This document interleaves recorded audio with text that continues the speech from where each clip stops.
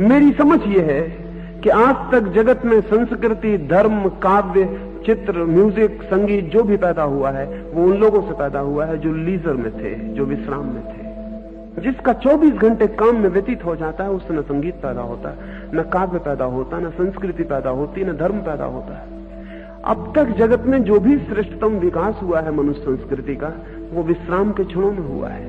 वे ही कौमें और वे ही युग संस्कृति को जन्म देते हैं जो विश्राम में होते। जैसे एथेंस ने सुकरात को, प्लेटो को, अरस्तु को जन्म दिया, क्योंकि एथेंस बहुत संपन्न था और सारा काम गुलाम कर रहे थे, ऊपर का वर्ग कोई भी काम नहीं कर रहा था। इसलिए अरस्तु पैदा हुआ, सुकरात पैदा हुआ, प्लेटो पैदा हुआ। हिंदुस्तान ने बुद्ध, महावीर जैसे लोग पैदा किए, कृष्ण और राम जैसे। ये सब लीजरली क्लास के लोग थे, ये सब अभिजात वर्ग के लोग थे जिनके ऊपर कोई काम नहीं था।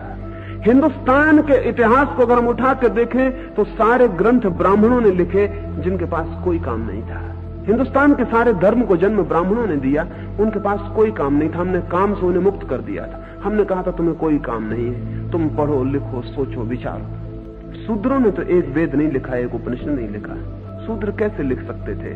पूरे हिंदुस्तान के इतिहास में एक बुद्धिमान शूद्र पैदा हुआ, वो भी अंग्रेजों की बदौलत, डॉक्टर अंबेडकर। उसके पहले कोई शूद्र पैदा नहीं हुआ। नहीं हो सकता, कोई कारण नहीं है। उसको 24 घंटे हमने काम में उलझा दिया है।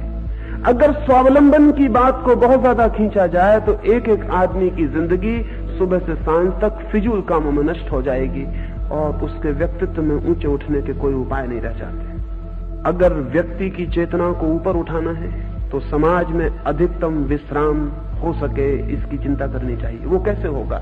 विश्राम होगा मनुष्य का श्रम यंत्रों के हाथ में चला जाए तो।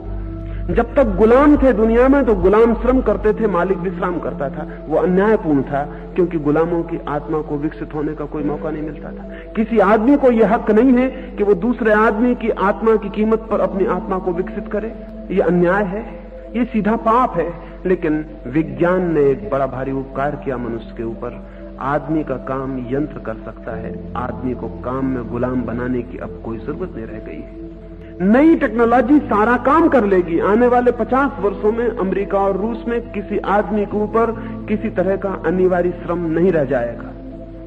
जिस दिन पूरा समाज श्रम से मुक्त हो सकेगा उस दिन हम कितनी बड़ी संस्कृति को, कितने महान धर्म को, कितने बड़े काव्य को, कितने बड़े साहित्य को जन्म दे सकेंगे, इसकी आज कल्पना करनी भी मुश्किल है।